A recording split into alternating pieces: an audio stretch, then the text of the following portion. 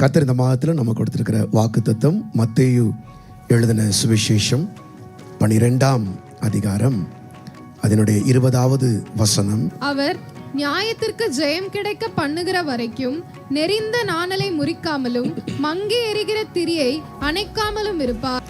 உங்களுக்கான நியாயத்தை அவர் செய்து காட்டும் வரைக்கும் உங்களை அவர் எரிய வைப்பார்.